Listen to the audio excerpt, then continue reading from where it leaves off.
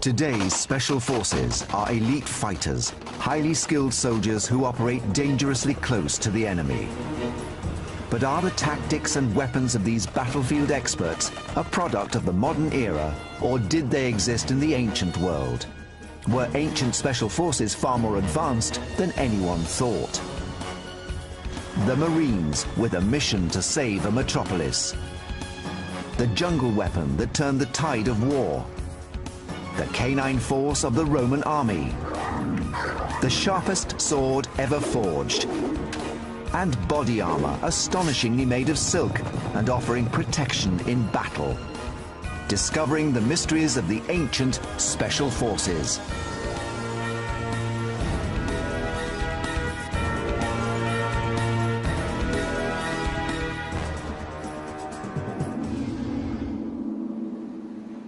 In 193 AD, the Romans besieged the city of Byzantium. The great Roman fleet was moored offshore, blockading the city and cutting off its supplies.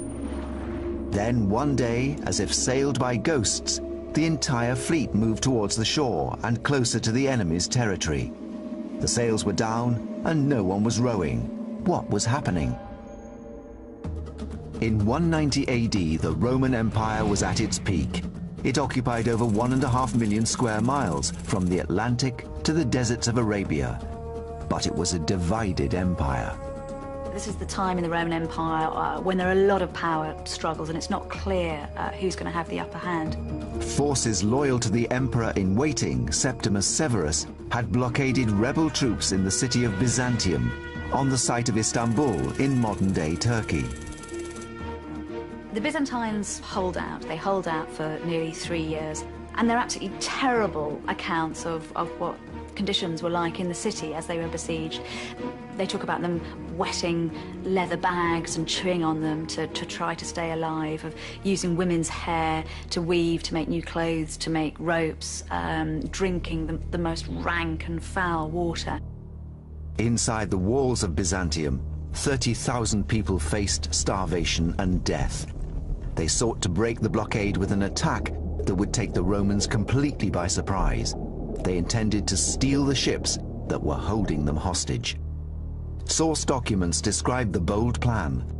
Divers cut their anchors underwater, after which they drove the nails into the ship's bottom, and with cords attached thereto, and running from friendly territory, they would draw the vessel towards them. Hence, one might see the ships approaching shore by themselves, with no oarsmen nor wind to urge them forward. The secret? The ships were stolen by underwater commandos, the ancient equivalent of today's Marines. The mission was highly dangerous. The warship was the most expensive and technologically advanced weapon system in the entire ancient world. The ships would have had round-the-clock security, comprised of vigilant lookouts. This would have been the ancient equivalent of the high security surrounding 21st century warships. The task of stealing the ships without being seen meant that the ancient commandos had to remain undetected for the whole time. One glimpse, and not only was the mission doomed, but the entire city would be conquered. But how did the ancient divers remain unobserved beneath the sea, hundreds of years before the invention of underwater breathing technology?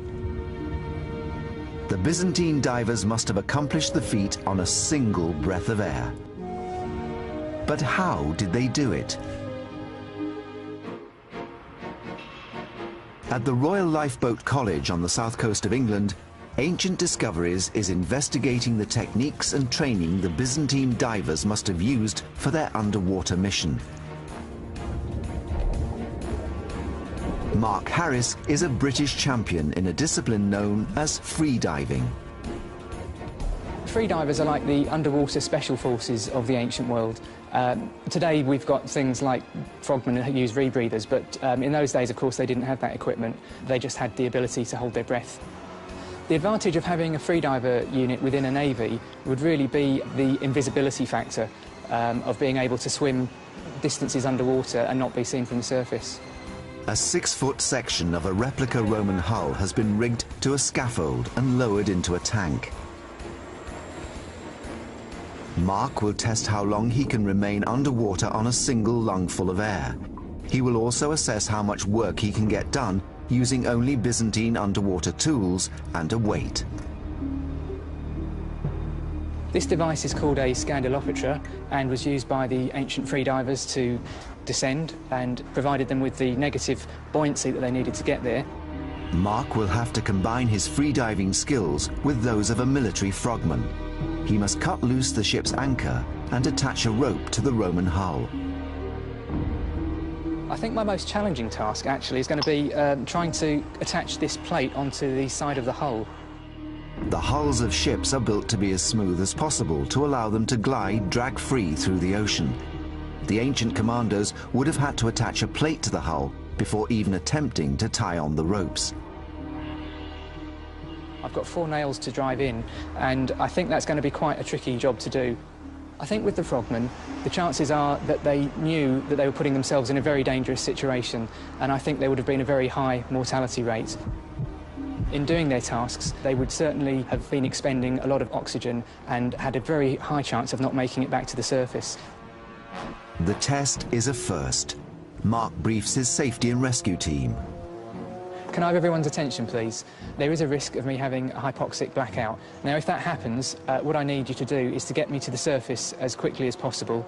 Grab me from underneath like so, and then secure my chin and hold the back of my neck, and then just bring me right up to the surface. If I'm not conscious within 30 seconds, then we'll ask this Dave here to get involved, and he'll know what to do at that stage. Mark must first prepare his body for the dive with breathing exercises.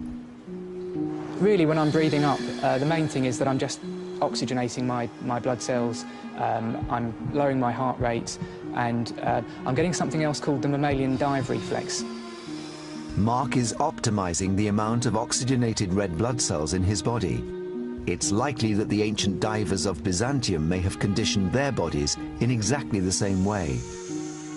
Blood that's in your arms and legs gets channeled into the core of your body, and also my spleen will start to release more blood cells as well, so I get a good circulation of blood going between my lungs, heart and brain, which is where it's all needed.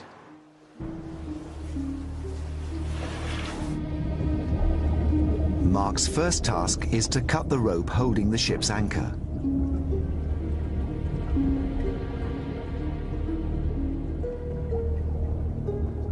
After 30 seconds below, he's ready for his main challenge, attaching the plate that will hold the rope. To replicate the ancient diver's experience, Mark must continue the next stage using the same breath. Without exertion, Mark can hold his breath underwater for over 6 minutes. But physical effort generates carbon dioxide in the bloodstream, and this could reduce the time he can hold his breath by over half. He has now been underwater for 2.5 minutes, pushing his respiratory system to the limit and creating the risk of a shallow water blackout. By now, the ancient diver's lungs would have been extremely painful, yet they needed to continue work, as coming to the surface would have risked being spotted. There are a lot of dangers associated with free diving, and the most significant is that of shallow water blackout, which occurs usually as the free diver is ascending to the surface. Now, on the way up, the lungs expand because as gases have less pressure exerted upon them, they occupy more space. Now, this has the effect of drawing out the remaining oxygen in the tissues into the lungs, and it is the loss of oxygen, or hypoxia, that causes the loss of consciousness. And there usually is no warning of this.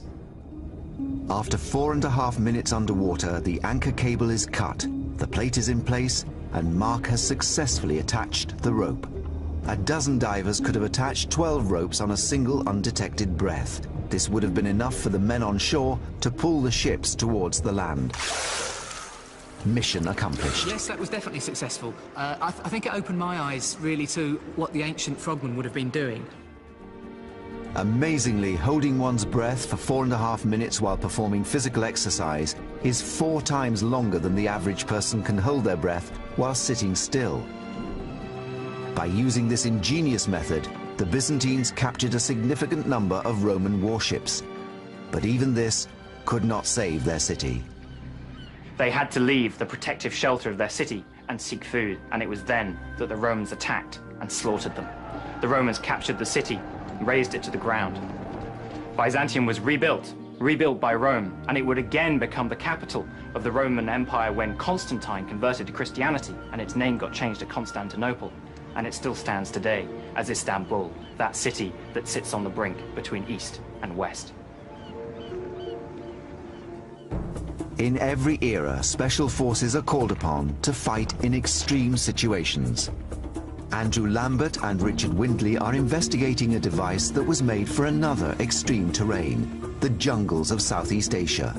This specialist weapon saved an entire empire from total destruction. The jungle can be cramped and claustrophobic.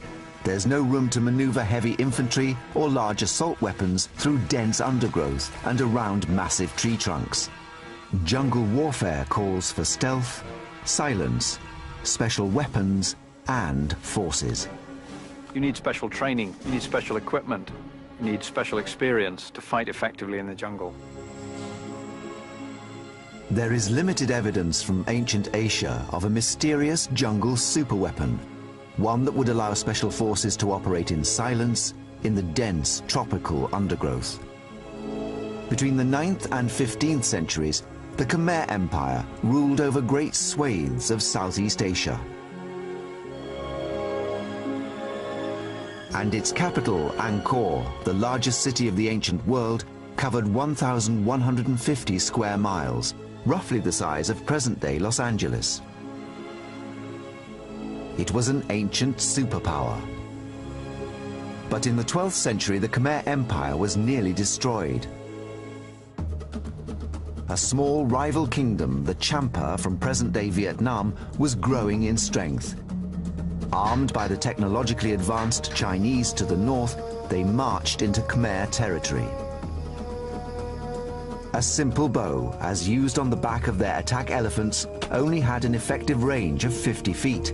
But this was perfect when fired from a fast-moving elephant at a height of 15 feet. But jungle forces operating hundreds of years ago needed a weapon that could be carried and deployed in thick undergrowth, brought up silently into a firing position, and fired at a much greater range and with much more power than the simple bow. The ancient jungle elite forces superweapon was the double crossbow. Ancient Discoveries is investigating how this weapon became the key to how two superpowers fought to dominate a 500-year-old world order. Leading model maker Richard Windley has reconstructed this ancient weapon. So Richard, what we got here, it looks like two bows back to front. The idea is we can get a much longer draw with shorter bows so that these things would be useful in confined spaces in jungle warfare. On covert missions, the elite forces needed range to shoot at the enemy from a distance. To get range, they needed a more powerful bow. The way to make a bow more powerful is to make it bigger.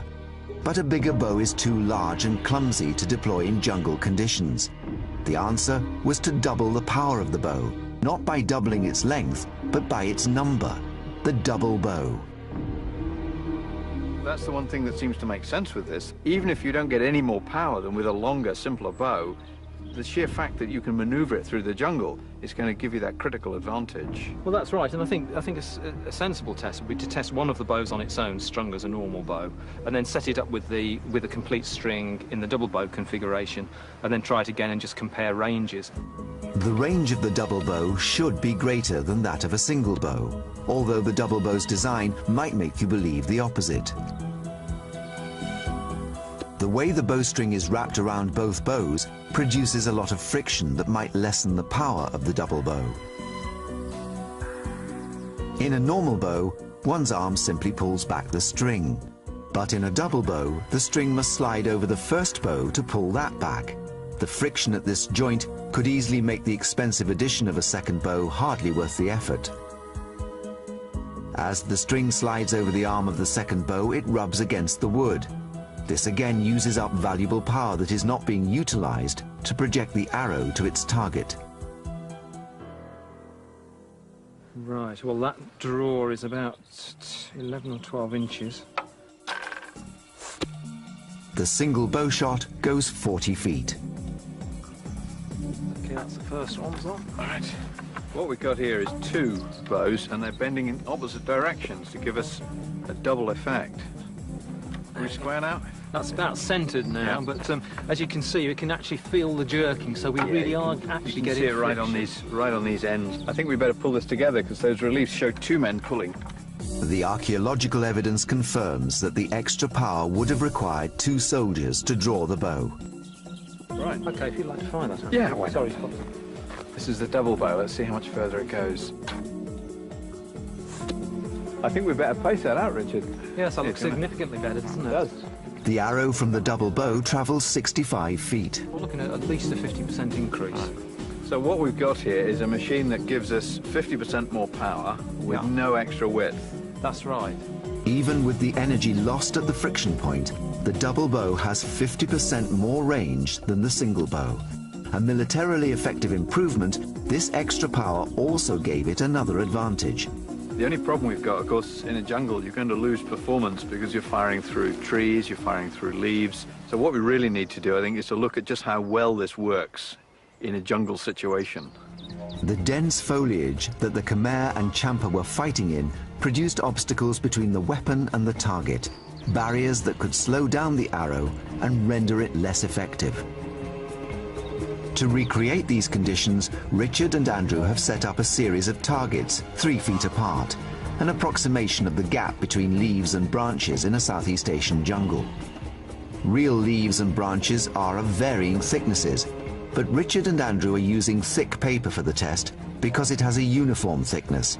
In this way, they can collect accurate scientific and measurable comparative data about the arrow's penetration.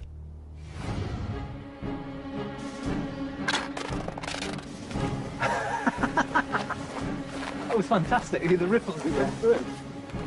That was brilliant. We've just gone through all 7 of them, straight through and out the other side with almost no loss of power. So, as a jungle fighting weapon, this really does work. It's going to cut through leaves, it's going to hit the target at the other end. So, good idea.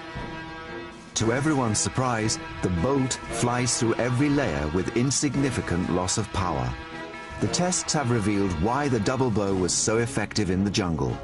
It achieved 50% more power and range than a single bow, without any addition to its length. It was silent.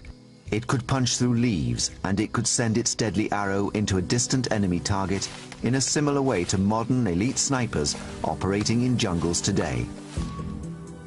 With the new Chinese technology, the Champas gained a tactical advantage. They fought all the way into the Khmer capital and killed their king. But the mystery deepens. In spite of this elite weapon, we know the Khmer Empire defeated the Champa uprisings and thrived for another 200 years. Did the double bow have a beatable weakness, a mechanical flaw? The Khmer are one of the more intangible, tantalizing mysteries of history. This is a people who haven't left us any great written record. They've left us visuals, they've left us some enormous temple buildings with elaborate carved images on. These ancient temple reliefs at Angkor Thom depict the Khmer and Champa forces going into battle. They hold the secret. And on those temple stelae, we see some very interesting things. They changed their weapons technology during the building of the temples, during the war. And one of the things they introduce is a double bow. This suggests that the Khmer beat the Champa with their own weapon.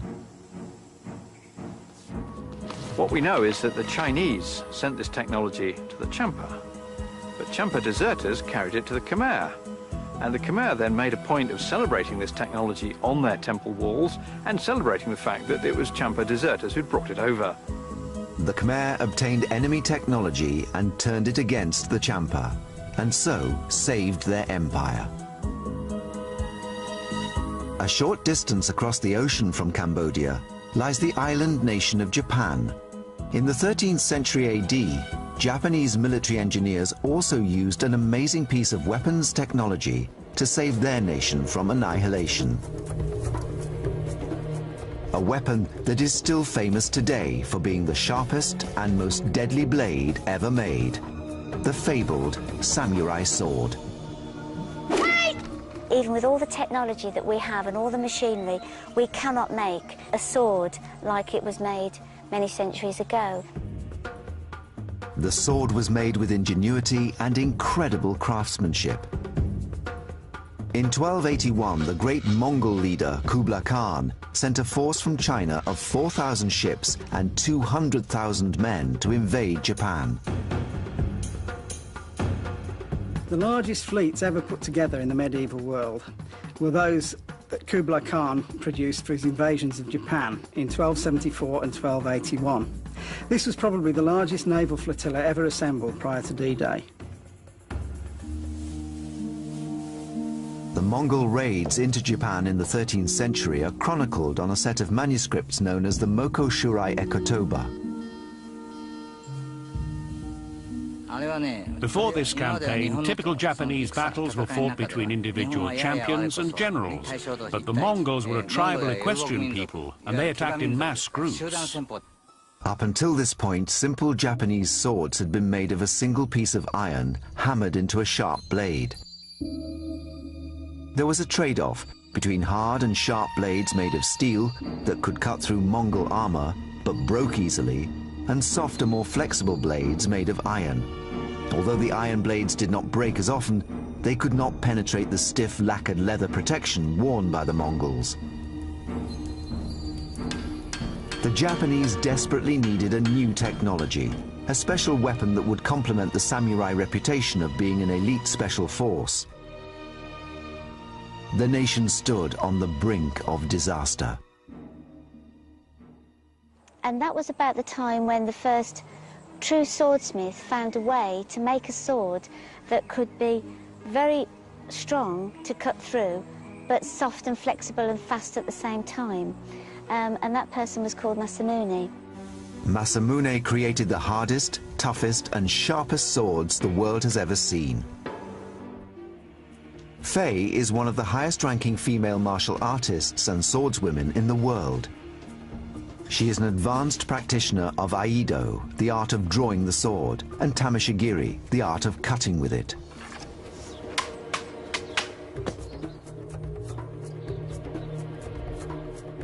But how did the great swordsmith Masamune manage to create such a deadly weapon?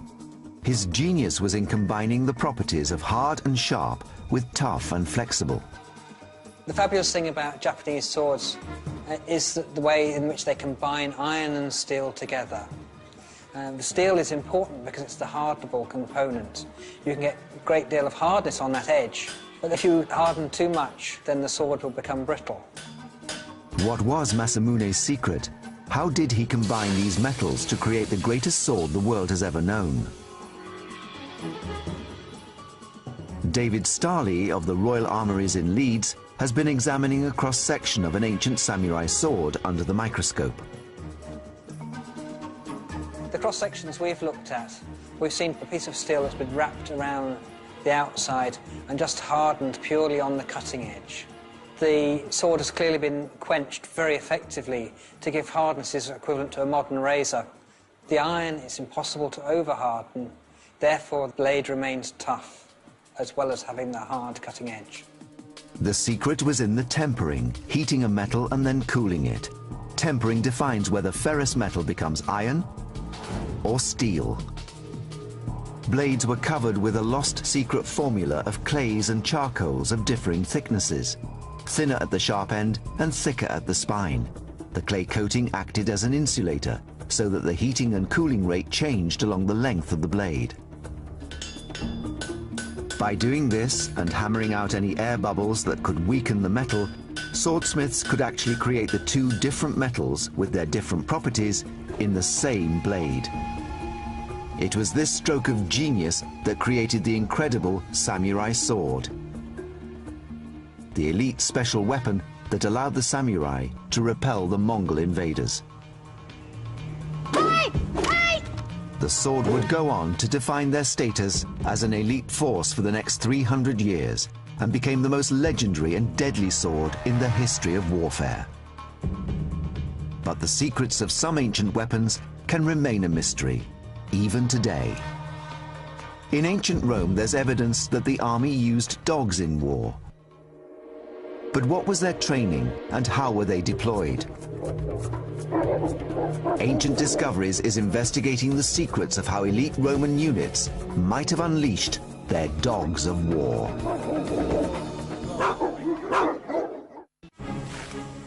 From the war elephant tanks of Southeast Asia to the heavily armored troops charging on horseback across the medieval battlefield,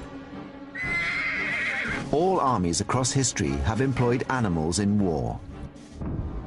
But a mystery endures about the ancient wartime use of the most popular domestic animal in the world, the dog.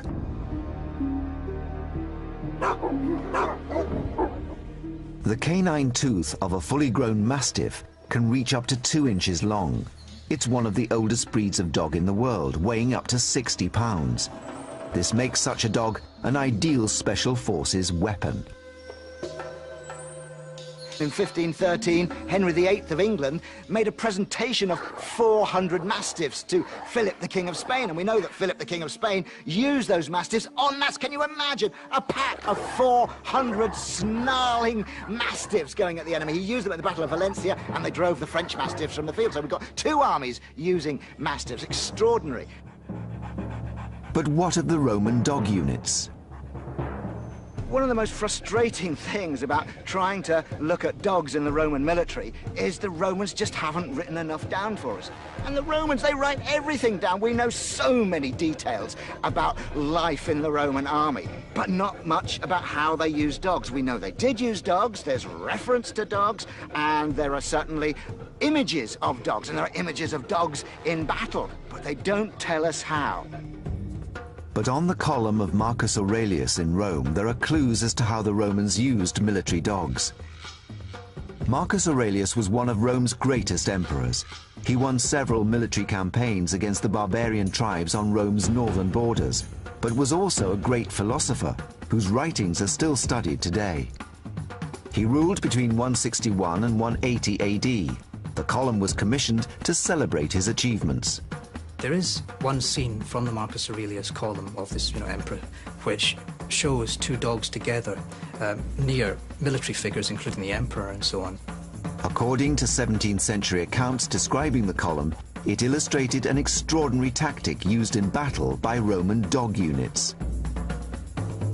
The dogs would be unleashed, and just as they arrived at the front rank of the enemy, Roman archers would let fly their arrows. It's a controversial theory. So that as the enemy lifted their shields to defend themselves against the arrow storm, then the dogs would come in and seize their legs. I don't think I've ever heard such implausible, ridiculous nonsense in my life. It just doesn't begin to be a possibility. The risk of your own dog being hit by the arrow storm if it was just a few feet short, it doesn't begin to make sense. So that doesn't help us. Unfortunately, in the course of preservation and restoration of the column since the 17th century, these scenes have been erased, so Ancient Discoveries cannot verify this evidence. Since we don't know the answers, we need to go to Italy ourselves.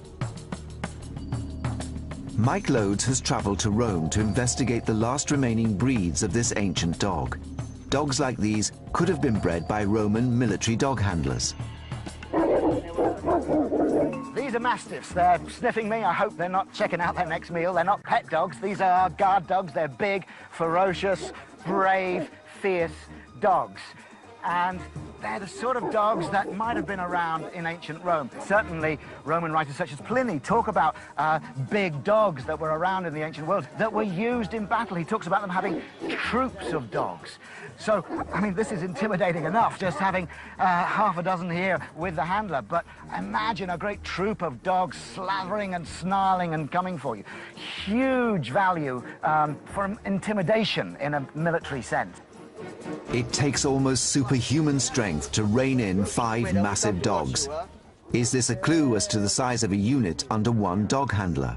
This is an extraordinary feeling. They've just given me these 5 mastiffs to hold, which I think can pretty much do as they like, and they pretty much are doing as they like. But I think a trained handler, probably with a big stick, because the Romans weren't terribly friendly to their animals, could probably take 4 or 5 on a leash like this and go in. So they're not taking them as one. I see this as a handler going in with a whole fistful of mastiffs to intimidate and take out the enemy.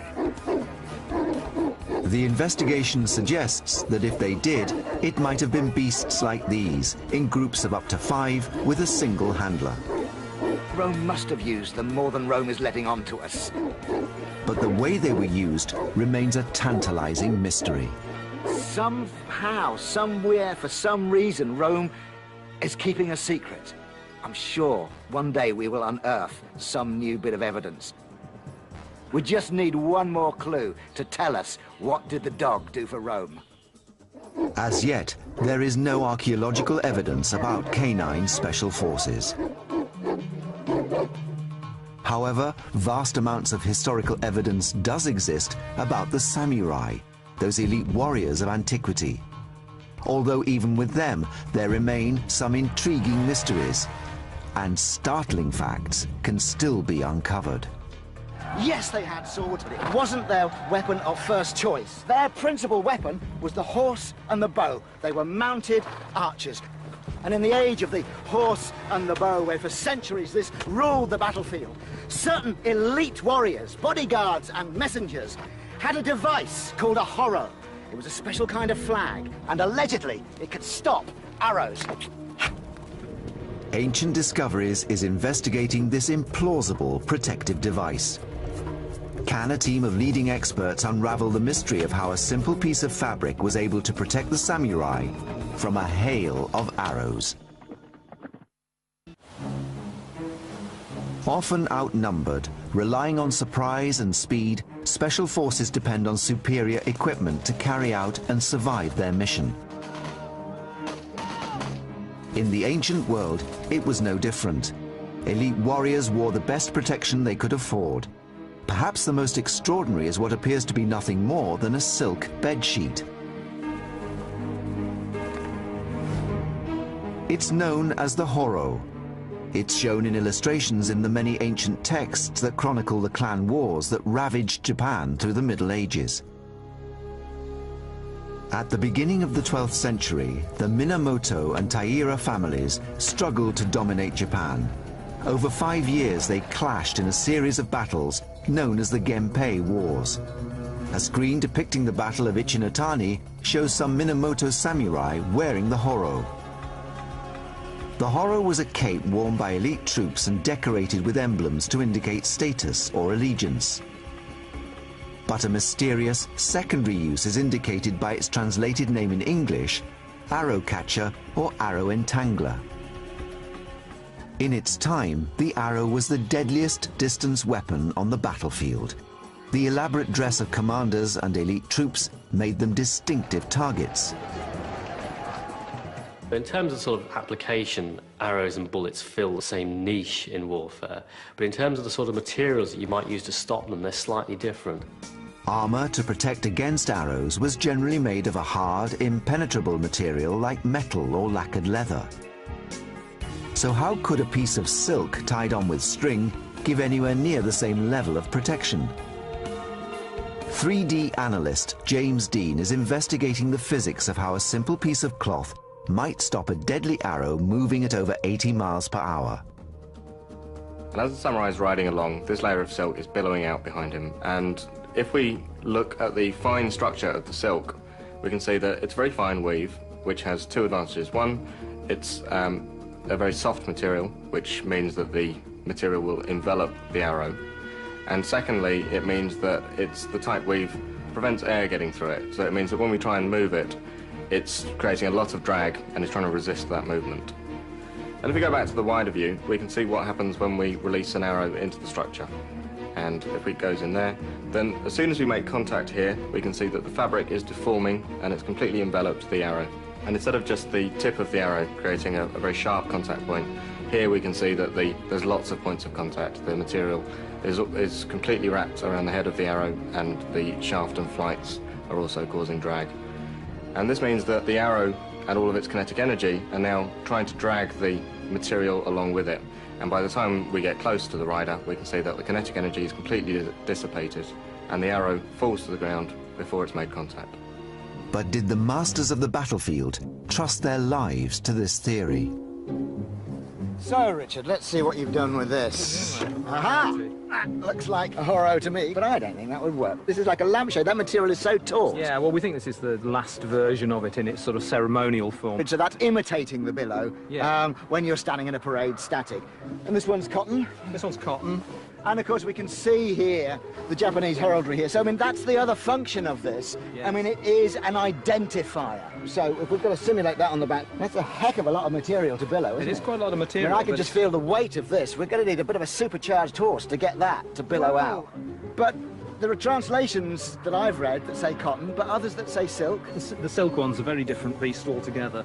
Much lighter. Oh, Guy, this is more akin to sort of modern or 20th century parachute silk. It needs very little air movement for that. Oh, look at that. There we go. There. Samurai airbags. That's what we need. That's fantastic.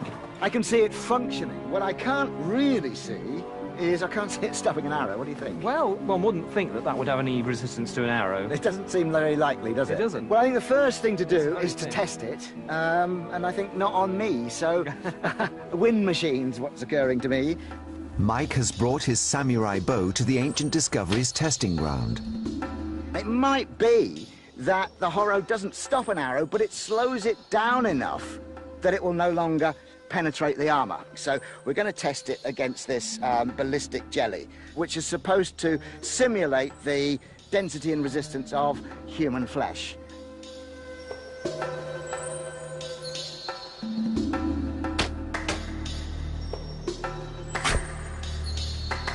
at this. That really does seem to have gone in quite... Oh, look at that. Really quite a long way. So that's a killing wound. Let's see if the horror will save my life. Silk is a famously light and strong material, but can it stop an arrow flying at 80 miles per hour? Testing his archery skills, Mike is surprised to discover an unanticipated feature of a horro billowing in the breeze. But if you look at it now, it's sort of dancing. And especially with the mon, that's the heraldry on the back, is dancing about. So what would be a good aiming point for an archer is now confusing him considerably. That's actually very difficult to aim at.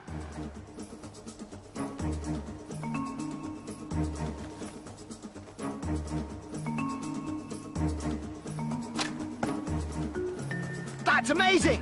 You can see it's work! Look! This is completely unbelievably And what would you fantastic. call that? You call it entangled? I would call it entangled, but also a stop. Yeah, I mean, it completely exceeded my expectations. I say the point's still gone through, but I mean, it's the shaft. It's stopped the shaft. It's extraordinary. It's genuinely surprising. It really is, isn't it? See, that's a sort of an armour-piercing little, you know, narrow bodkin-y type arrow, because he would be wearing armour. The next test is to try a big broadhead, a cutting head. Maybe the broadhead will cut the silk. Pretty good, I think. Look at that. It's done what I predicted. It has cut through the silk. But then once it was in the silk, the weight of the shaft just dropped that silk down. Yes, that's right. So it came through, it used all its energy by then, and then it just dropped down. And these guys are going to be partially armoured anyway, aren't they? Exactly. We just want to resist the fatal penetration of armour. An ancient warrior fleeing for his life would have been lucky to have had only one arrow to contend with. Mike and Richard are building up a picture of how the horro would have protected a rider from numerous arrows fired from various angles and ranges. It's been both fascinating and frustrating at the same time. It was slowing them down.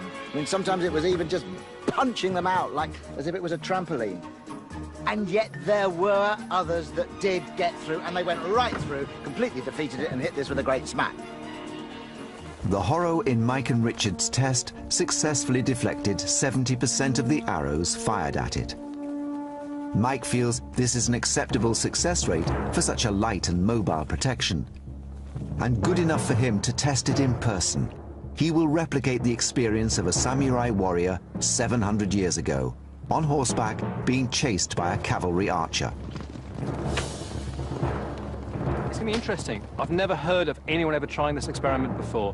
It may work, it may not. It's a piece of material. It should, to me, the arrow should defeat it. But the Japanese had it for a long time. That gives an idea it has an effect. To ensure the safety of the horse, the arrows have been blunted.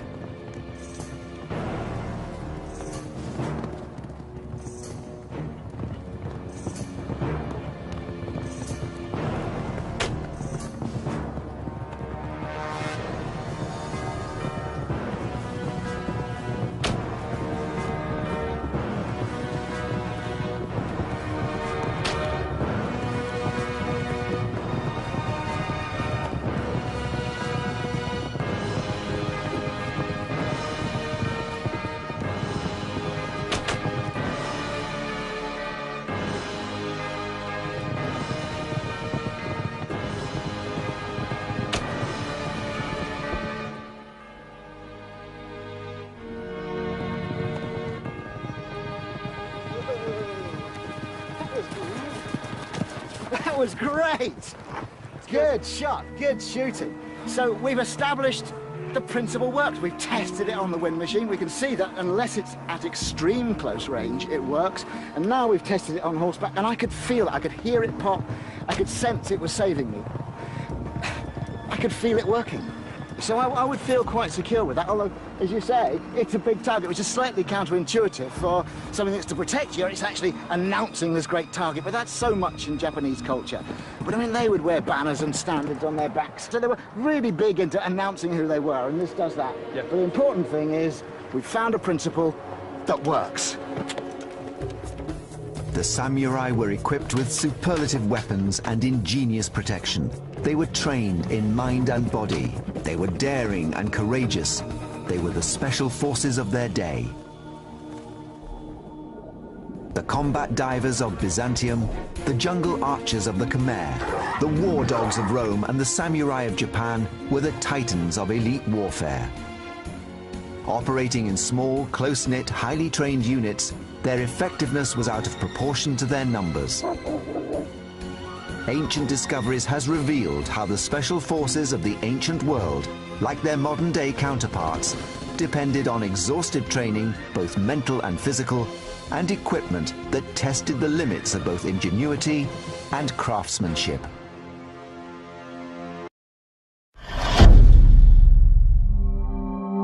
Thank you for watching The Amazing TV. Don't forget to subscribe.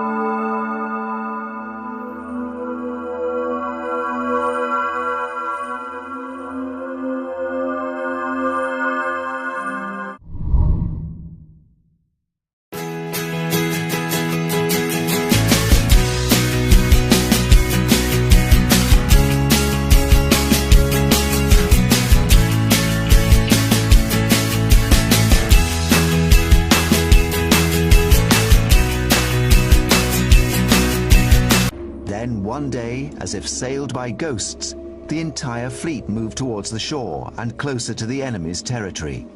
The sails were down and no one was rowing. What was happening? In 190 AD, the Roman Empire was at its peak. It occupied over 1.5 million square miles from the Atlantic to the deserts of Arabia. But it was a divided empire. This is the time in the Roman Empire when there are a lot of power struggles and it's not clear who's going to have the upper hand. Forces loyal to the emperor-in-waiting, Septimus Severus, had blockaded rebel troops in the city of Byzantium, on the site of Istanbul in modern-day Turkey. The Byzantines hold out. They hold out for nearly 3 years, and they're absolutely terrible accounts of what conditions were like in the city as they were besieged. They talk about them wetting leather bags and chewing on them to try to stay alive, of using women's hair to weave, to make new clothes, to make ropes, drinking the most rank and foul water. Inside the walls of Byzantium, 30,000 people faced starvation and death. They sought to break the blockade with an attack that also assess how much work he can get done using only Byzantine underwater tools and a weight. This device is called a scandalopetra and was used by the ancient freedivers to descend and provided them with the negative buoyancy that they needed to get there. Mark will have to combine his freediving skills with those of a military frogman. He must cut loose the ship's anchor and attach a rope to the Roman hull. I think my most challenging task actually is going to be trying to attach this plate onto the side of the hull. The hulls of ships are built to be as smooth as possible to allow them to glide drag-free through the ocean. The ancient commandos would have had to attach a plate to the hull before even attempting to tie on the ropes. I've got 4 nails to drive in, and I think that's going to be quite a tricky job to do.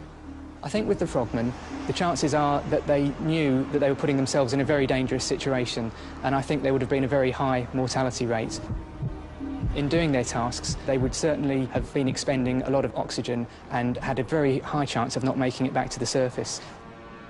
The test is a first. Mark briefs his safety and rescue team. Can I have everyone? Would take the Romans completely by surprise. They intended to steal the ships that were holding them hostage. Source documents describe the bold plan. Divers cut their anchors underwater, after which they drove the nails into the ship's bottom and with cords attached thereto, and running from friendly territory, they would draw the vessel towards them. Hence, one might see the ships approaching shore by themselves, with no oarsmen nor wind to urge them forward. The secret? The ships were stolen by underwater commandos, the ancient equivalent of today's Marines. The mission was highly dangerous. The warship was the most expensive and technologically advanced weapon system in the entire ancient world. The ships would have had round-the-clock security, comprised of vigilant lookouts. This would have been the ancient equivalent of the high security surrounding 21st century warships. The task of stealing the ships without being seen meant that the ancient commandos had to remain undetected for the whole time. One glimpse, and not only was the mission doomed, but the entire city would be conquered. But how did the ancient divers remain unobserved beneath the sea, hundreds of years before the invention of underwater breathing technology? The Byzantine divers must have accomplished the feat on a single breath of air. But how did they do it? At the Royal Lifeboat College on the south coast of England, Ancient Discoveries is investigating the techniques and training the Byzantine divers must have used for their underwater mission.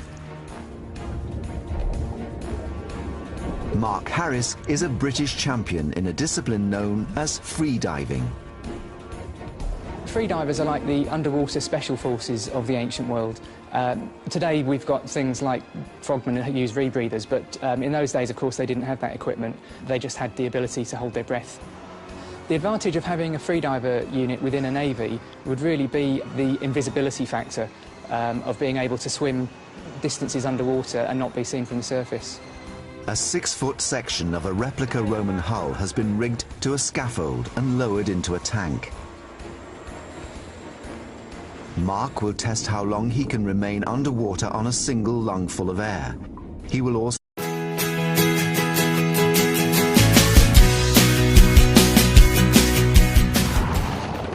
Today's special forces are elite fighters, highly skilled soldiers who operate dangerously close to the enemy. But are the tactics and weapons of these battlefield experts a product of the modern era, or did they exist in the ancient world? Were ancient special forces far more advanced than anyone thought? The Marines with a mission to save a metropolis. The jungle weapon that turned the tide of war. The canine force of the Roman army. The sharpest sword ever forged. And body armor astonishingly made of silk and offering protection in battle. Discovering the mysteries of the ancient special forces.